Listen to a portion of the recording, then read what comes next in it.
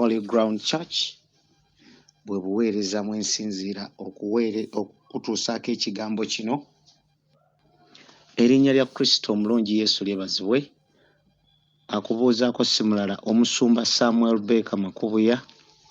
Holy Ground Church bwe buweereza mwe nsinziira okutuusaako ekigambo kino. Kansuubire nti oli bulungi. Ate ne bw'oba toli bulungi, buli mbeera yonna tulina okutendererezaamu Katonda. Twebaza Mukama atuwadde obulamu, tukyasobola okussa, tusobola okwewuliza ku lw'ensonga ez'obwakabaka bwa Katonda. Olwaleero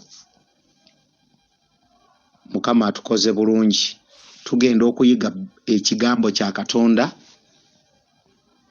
nga bulijjo essaawa ezifaanagana bwe ziti bwe tugenda okuba nga tusoma olunyiriri n'okutegeera amakulu gaabyo. Nzize nga mbagamba era nakati kankyogere eri ggwe wenna eyakasooka omulundi ogusooka okufuna obubaka buno oba okuwulira okusomesa kuno, buli kanaku tulwana n'okusomesa okufaanana bwe kuti. Kakasa bukakasa nti oba ne Bayibuli yo oba ne notebook yo ate ne peeni ng'ewandiika ne bwe bali, kubanga tuli mu mulembe ng'abantu okuyiga baakuvaako. Akuba oluviiri bulungi nnyo n'asanirira oluviiri lwe naye neyemalirako obudde bungi bw'aba mukyala ne make-up, bw'aba mwami n'apepeta bulungi akalefuke n'asala enviiri ye bulungi n'akuba olugatto n'akwata Bayibuli n'olumu obutagikwata n'ayingira mu ssinzizo nga akabonero konna entandikwa y'okutambula kwe n'okugenda kwe ng'eraga bulazi nti gye ndaga siina kye ŋŋenda kuyigayo, wabula ŋŋenda kuwulira buwulizi nagamba amiina nkomewo. Kino olina okukiyiga bw'oba nga ddala omutima gwo gwagala Katonda. Kubyamu akafaananyi nti Katonda gw'oyagala olina okumutegeera. Olaba twawandiikibwa ebyawandiikibwa nga biri mu Bayibuli, naye n'okusoma bigayaaza bangi okusoma. Olowooza gwe atawandiikako wadde n'ekintu n'ekimu ekikusomesebwa mu kkuŋŋaaniro gy'okuŋŋaanira, olowooza gwe oli seefu kyenkana ki? Oli seefu kyenkana ki? Tonnategeera mulamwa gwakuwandiika? Tomanyi lwaki kyawandiikibwa? Kale ye Sitaani amanyi omugaso oguli mu kuwandiika n'okuddingana ebiwandiiko. Naye osanga omuntu omukambwe ennyo mu kugoba ebizimu, mu kulwanagana n'abaamasaza abafugira mu bbanga.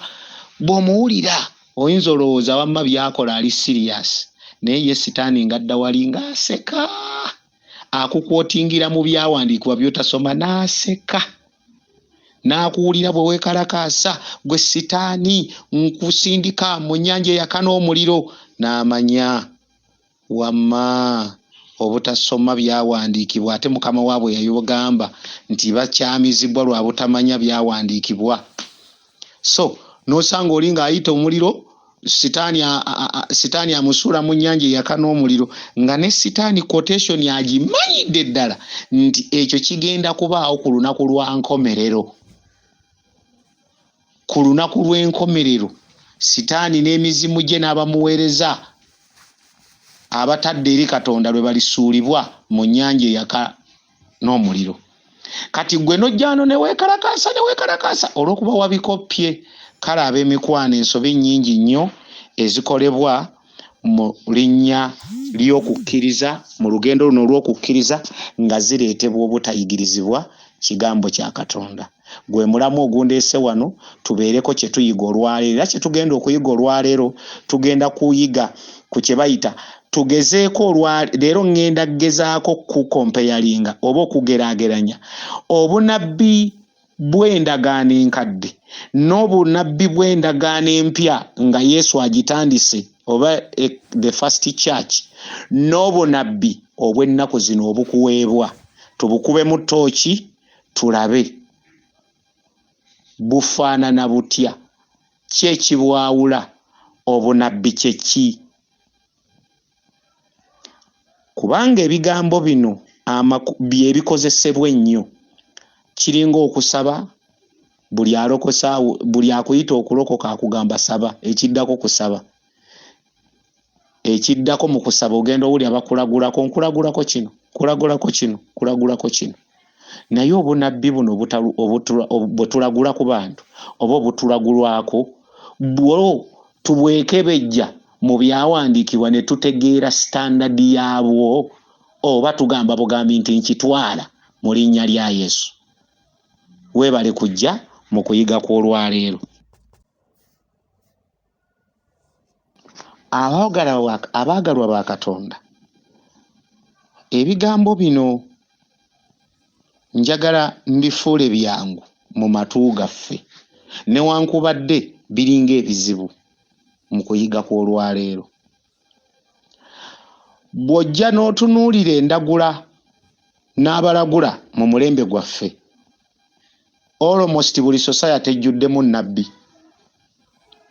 Naye nga bw'osoma mu byawandiikibwa, bannabbi tebaali bakireerese nga bwati bwe tubalimu ennaku zino. Nabbi yabanga nti Isaaya mu bwa Isaaya bwe ayina effect y'amaanyi gy'aleeta mu kitundu kye.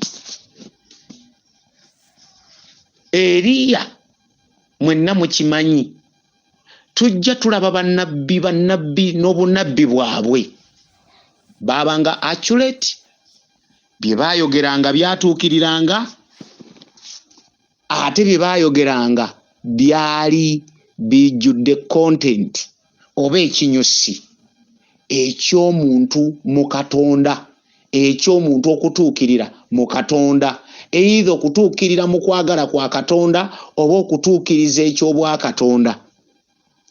Omulembe guno obunabbi bwe tufuna, ogenda bwe nkukompeyalingira ensonga eno, ojja kgenda okitegeera guno omulembe, nabbi w'omulembe guno tekimukwasa nsonyi, n'akulagulako embaga ne weebuuza bonna abaafumbirwa baasooka balagulako, n'akulagulako okuzimba ne weebuuza bonna abalina amayumba baabalagulako, n'akulagulako ofuga emmotoka, n'akulagulako okulinnya ennyonyi ne weebuuza bw'olinnya ennyonyi so what, ki ekiddako? Olwo abazisiibamu nga bazitambuliramu bazifuula bya bulijjo, bo baajjawo obunabbi obwo. N'akulagulako genda ofune visa, n'akulagulako ogendeko mu America, takulagulako genda Southern Sudan, takulagulako genda Somalia. Kitegeeza ki ekyo? Nti tuli mu mulembe ng'abantu balagula ebintu bye mwagala okuwulira, era ne muvaayo nga mugamba nti oli nabbi talagula ne balagula. Kubanga ekigambo bunabbi, nabbi n'obunabbi mu generation yaffe kifuuse meaningless, kyaluuzinga amakulu, buli omu ajja akulagulako bulaguzi. Naye twetaaga okuyiga ekigambo kya Katonda, tulabe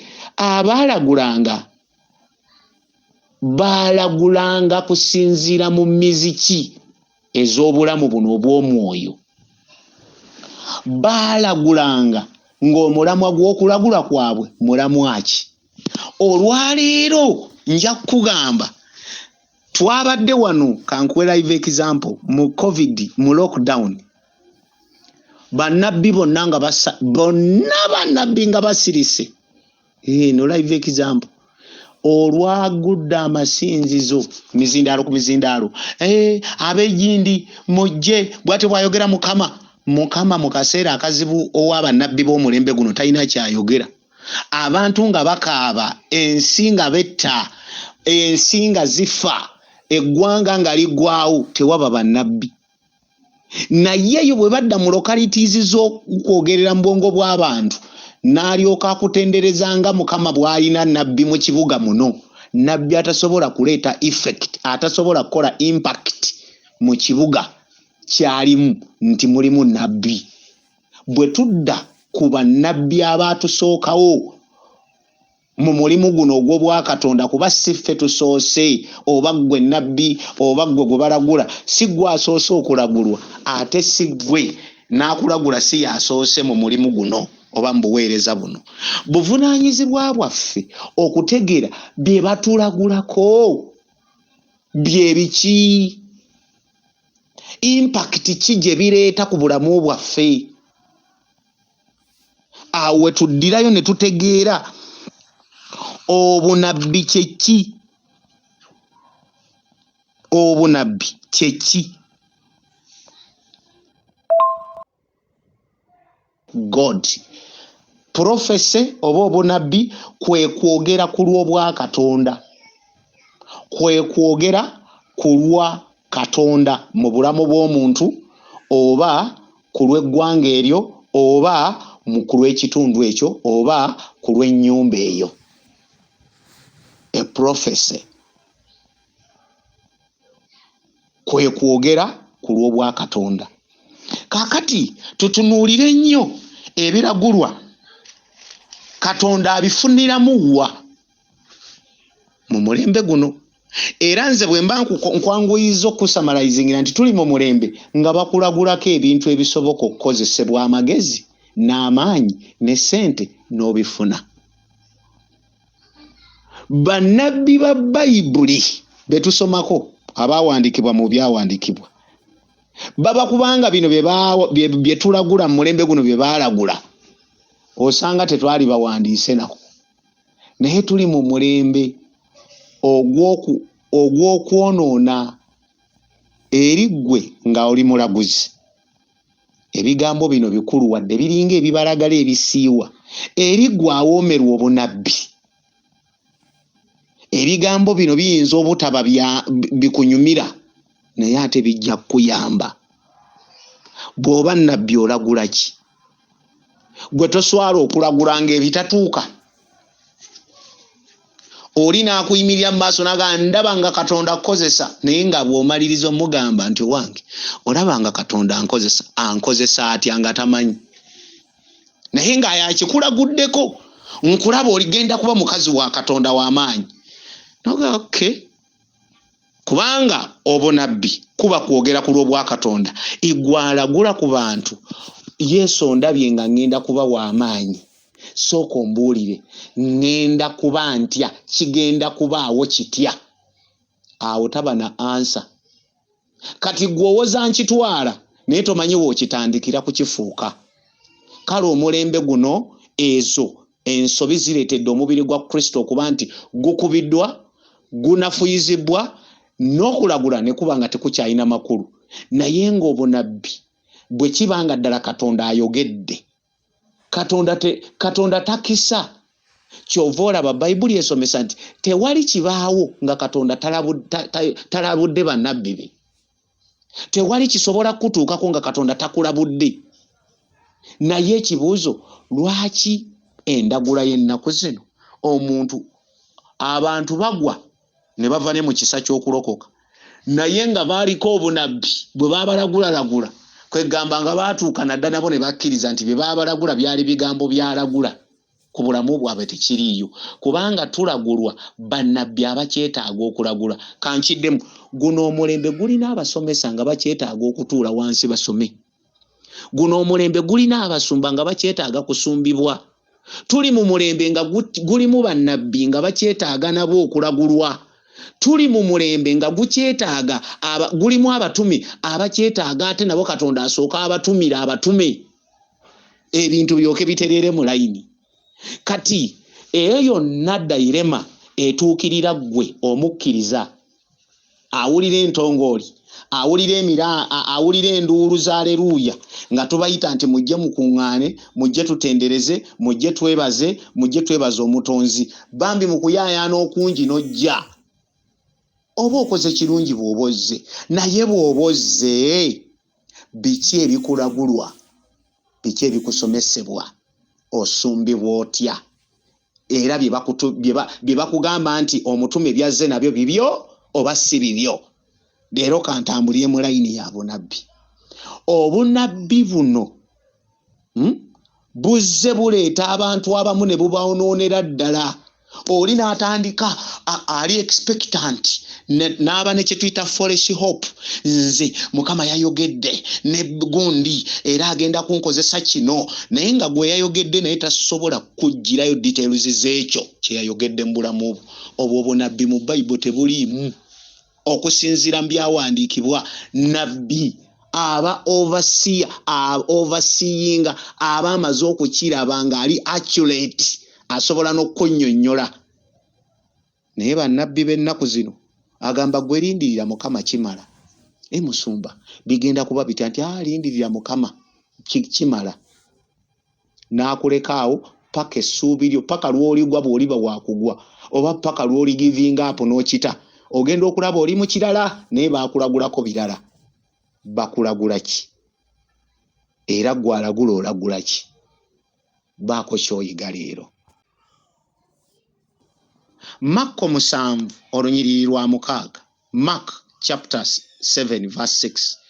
Jesus replied, "You hypocrites, Isaiah was right when he prophesied about you, for he wrote, these people honor me with their lips, but their hearts are far from me. They worship in a face, for they teach man-made ideas." Listen properly. For they worship is face. For they teach man-made ideas as commands from God. Verse 8. For you ignore God's law and substitute your own tradition. Verse 9. Then he said, You skillful sidestep God's law in order to hold on your own tradition. Verse 10. For instance, Moses gave you the law from God. Honor your father and mother, and anyone who speaks disrespectful of a father or mother must be put to death. Today wano mpola mpola waggulu Yesu ayogera mu bigambo bye ng'agamba mu Makko 7:6 nti bannanfuusi mmwe. Isaaya yali mutuufu, nabbi Isaaya yali mutuufu okulagula gye muli bwe yawandiika biki nti munsinza, ekitiibwa kyammwe kye mumpa kiri ku mimwa,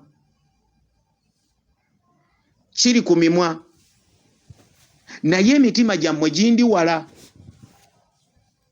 Olw'omusanvu, okusinza kwammwe munsinza era nga musomesa, wuliriza, era nga musomesa man-made ideas. Wuliriza Yesu be yali ayogerako bannanfuusi bano. Man-made ideas ze ziruwa? Funa visa, ndagula embaga, ndagula visa, ndagula obugagga, nkulagula kino. Man-made ideas bye bintu omuntu byasobola okwezimbira okuva mu ndowooza ze, bye basomesa. Yesu abyogerako. Ate Yesu bw'ayogera kitegeeza buli muntu yenna oyina kuwulira n'okkakkana.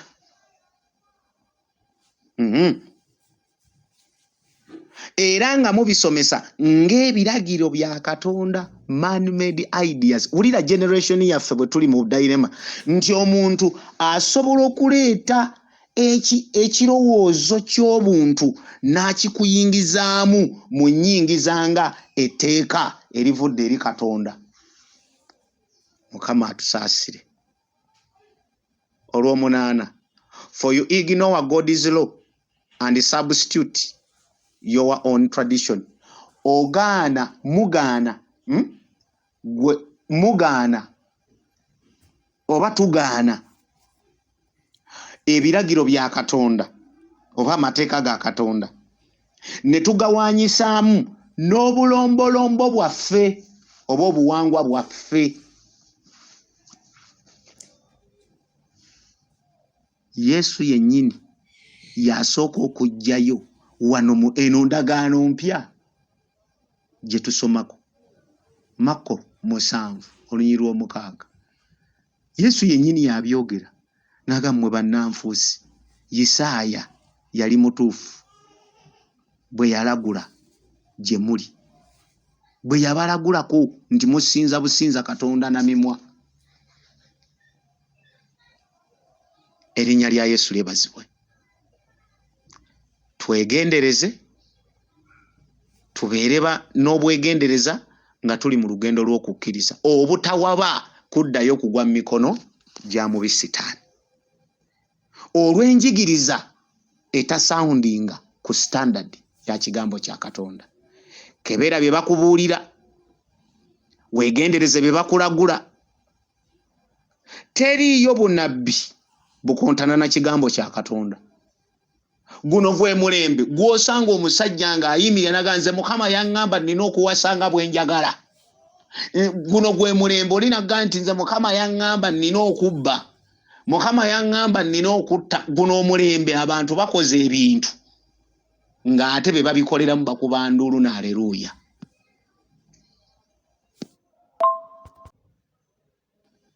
Bayibuli eyongera n'esomesa nti eggulu n'ensi biriggwaawo naye ekigambo kya Katonda tekigenda kuggwaawo. Obubaka bw'olwaleero njagala obufundikira n'ebigambo bino wammanga ne bwe bali kulagula. Senga oliba totegedde mazima nga toga practicinze amazima kye kigambo kya Katonda, nabbi agenda kumalira ebiseera. Abantu bangi bagudde mu bulokozi, bangi basisinkanye emitawaana lwa linnya lya bannabbi. Nabbi muntegeere bulungi, nabbi kirabo ekiva eri Katonda era ofiisi nnene mu bwakabaka ne mu buweereza bw'ekkanisa. N'obunabbi kya bwa Katonda, naye ani aleese obunabbi? Era bunabbi kika ki? Bayibuli egamba mukemenga emyoyo. Kamalirize n'olunyiriri luno n'essuula mu kitabo kya Ezira, eno ndagaano nkadde. Ezira essuula ya 5 olunyiriri olusooka kwe mba ntandikira. The book of Ezra, it is in the Old Testament, chapter 5 verse 1. At that time the prophets Haggai, Zachariah, son of Iddo, prophesied to the Jews in Judah and Jerusalem. They prophesied in the name of the God of Israel, who was over them. Ulira, who was? Mu kaseera ako bannabbi omuli Haggai ne Zakariya abaana ba Iddo ne balyoka balagula eri Abayudaaya, ne balagula eri Abayudaaya mu Yuda ne Yerusaalemi. Ekitegeeza obunabbi buno buteekeddwa okuba nga alagula. Era wansi wano bakuga nti baalagula mu linnya lya Katonda owa Isirayiri eyali ku bo. Bannanga omuntu asobola okulagulako nga Katonda si yali ku ye, kubanga ebyokulagula ne mu ssabo balagula, ne wa Sitaani alagula. Kaakati oteekeddwa okuba nga oli very sensitive. Ono akulagula, ani amuli ku mutwe? Nkiddemu kiki ekimwambadde, kiki ekimuliko? Oteekeddwa okuba nga oli mu mwoyo gwa Kristo okubikkulira ekyo. abantu bazanye drama, tulabye bannabbi bangi abafunyisiza abakristaayo embuto, tulabye bannabbi bangi abakozeekoze ebintu ebitategeerekeka. Kitegeeza obwakabaka mwe balagulira bw'emfasayizinga ebyo. Mwegendereze, tuli mu mulembe ng'ebintu byatabuka, tuli mu mulembe ng'enjiri eringa etuuse ku piika eya waggulu naye ng'omutindo gwayo guli wansi. Tuyina media platform zonna ezisobola okutuyamba okureachinga millions and millions of listeners, naye nga content ekinyusi kyetaaga okwegendereza. Tetusoma byawandiikibwa, munyumiddwa nnyo okulagula okusinga okusoma. No wonder lwaki emitawaana mingi gitutuukako. Tuddeyo tusome ekigambo kya Katonda. Nabbi yenna bw'akuyimiriranga mu maaso kino nkikubuulira n'akulagulako Mukama byakugambye, mugambe ssebo oba nnyabo mbiwuliriza weebale era Mukama ekitiibwa kimuddire, naye njagala kumanya kigenda kuba kitya. Kubanga ebyo ebyokulagula omuntu nga tomanyi naawe ova buvi eryo excited. Buli muwala ali teenager n'omanya nti eyo mbaga. Buli lwolaba omuntu n'omanya nti kati ono avubuka. Of course omuntu akozesa psychology n'amanya nti weetaaga ennyumba, weetaaga embaga, gwe n'owogana bwoganya haleluya amina, n'akola byonna. Kyova olaba guno omulembe osanga bannabbi baliisa bantu muddo, babambudde engoye mbu babasiiga mafuta. Bannabbi b'omulembe guno biriridde wa mu Bayibuli. Obulogo obuli mu muweereza kati obulogo obuli ku mitwe gy'abantu ne baloga abantu mu linnya lya Yesu, tugenda butaasa tutya nga tuzzeeyo omuntu okutegeera amazima g'ekigambo kya Katonda. Kyova olaba toyina bw'ogenda kutaliza bubbi na bufere mu mulimo gwa Katonda okuleka ng'abantu basomye. Omufere adde wali afere naye ng'abantu amaaso nga tokyali victim waabo gwe babba. Adde wali akole byonna drama we nga gw'ogamba Yesu wansumulula nze ku lujegere, omulabe sitaani kweyali ansibye, mu butamanya bwe nalina obungi wansumulula, nkwebaza Yesu kubanga mu be bafera sikyalimu. Erinnya lya Yesu lyebazibwe. N'ebigambo ebyo Mukama abanjagalire, abandokolere, abankolere ebyekisa, akunsisinkanire ku pointi y'obwetaavu bo. Kankuweeyo ekyokulabirako nga nfundikira okumaliriza obubaka bw'olwaleero. Omuntu asobola okukozesa omutwe gwe ebyawandiikwa kye biyise man-made idea n'amanya muwaso kati ng'e-Uganda. E-Uganda abantu bonna omuntu amanya bumanyi ebintu ebya bulijjo psychologically. Nkulaba obonaabonerawo mu nju toyina ssente za rent, gw'omanyi miliyoni z'abatalina rent. Bayitirivu oluvaawo ngoga bannanga omusajja ayogera ku nze yennyini. Omusajja Katonda ndabira ddala agenda okumaliriza nga agamba igwali mu mbeera efaanagana bw'etyo. Jangu n'ensigo ye nnene, enkya waliyo deliverance service. Jangu n'ensigo ye nnene, tukusiiga amafuta, tukutuleka ekikoligo eky'obupangisa. Noga akanziruke ngende ewa nabbi yampise. Psychological omuntu amanya abantu bameka bali desperate mu bibuga. Bwadda mu kyalo abalagulako birala, bwajja mu kibuga already psychological abamanyi kati tuli mu mulembe nga abakamafrejinga ebibuulirwa n'ebiragulwa bali so high. It is too much. Kyova olaba cases nyingi bannabbi barepinze, bannabbi babbye, bannabbi bakozeekoze ebintu bingi mu linnya ly'obunabbi. Nabbi yaŋŋamba ntwaleyo ekyapa, nabbi yaŋŋamba nteekeyo kino, nabbi yaŋŋamba mu linnya lya nabbi, mu linnya lya Mukama. Wali ebyandikwa bikulaze nti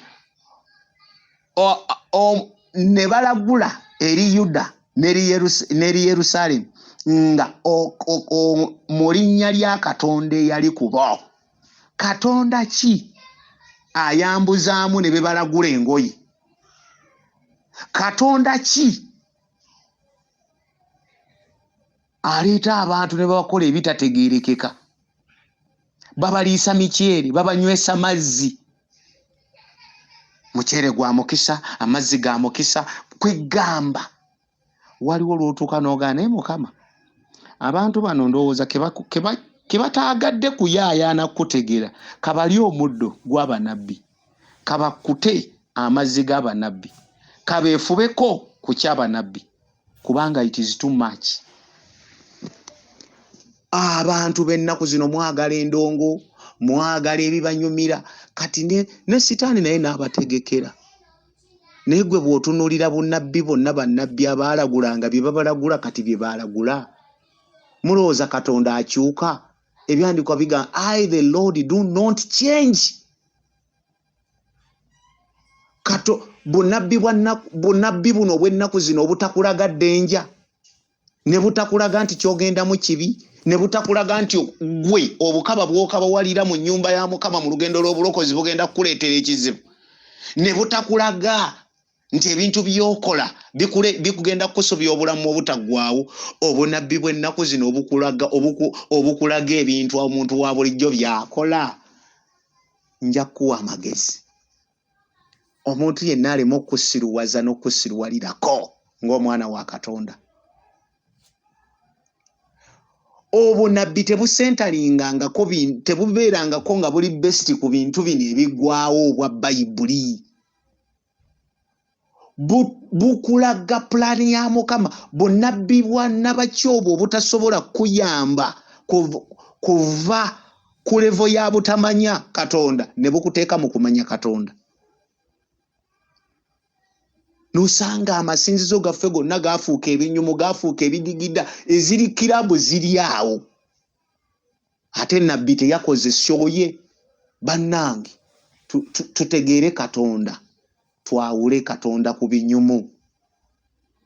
Omuntu yenna bw'ayimirira mu maaso okulagula mubuuze ssebo ngenda kufuuka ntyo ow'amaanyi, olabe bw'atagala. Bw'olaba atagala, manya byakulagudde bifu. Katonda talinaako muntu gwa plan nga teri accurate. Teri muntu gwabikkulira kintu ng'akimukomeza mu bbanga, alina okuba ng'akimanyi. Naye olw'okuba muli mu kizibu, gwe basumba oli mu nzikiza, n'asumba ali mu nzikiza, gwe balagula ali mu nzikiza y'obutamanya, ne noono gwe balagula tafaayo, n'alagula ye afa. Kiki kye mbafunamu bendagula? Mubeere n'amagezi. Mu kutya Mukama amagezi mwe gasookera. Endagula y'ennaku zino bw'onoosoma ebyawandiikibwa ojja kutegeera nabbi ky'omutuufu ne nabbi ky'omukyamu. Buli koona lirimu nabbi, buli awakuba ennanga n'entongoli waliwo nabbi. Owange, bannabbi be tulina mu Uganda batasobola kumanya nti ebizibu Uganda byeyolekedde bibino balabula abantu. Olwaleero bapolitician be baafuuka bannabbi. Be boogera ku biki ebisobola okubaawo n'ebigenda. Bano abeeno bo bannabbi. Ndaba emizimu gikutawaanya, ndaba biki. Emizimu gyatawaanya dda abantu, si gwe gusoose, naye egyo si gye gyaleeta Yesu okugifuula agenda. Omwana wa Mukama bw'amala okulabisibwa emirimu gy'omubi Sitaani giggwaawo, nabbi akusiba mu pulogulaamu z'emizimu misana kiro, olowooza akutwala wa? Tweyongereyo, temwerabira tutunuulira obunabbi, tugezaako okugeraageranya obunabbi obwa bannabbi abaatusooka abaawandiikibwako mu byawandiikibwa, endagula obunabbi bwabwe bwali, kontenti waabwe yali yatya, ekinyusi ky'obunabbi obwo kyali kitya, nabo baali mu position ki, nga tubikompeyalinga ku mulembe gwaffe. 2 Peter chapter 1 verse 19. Ebbaluwa ya Petero ey'okubiri essula esooka olunyiriri lwa 19 egamba bw'eti. 2 Peter chapter 1 verse 19. It says, because of that experience, we have even greater confidence. Because of that experience, we have even greater confidence in the message proclaimed by the prophets. You must pay closer attention to what they wrote, for their words are like a lamp shining in dark place until the day dawns, and Christ the morning star shines in your heart.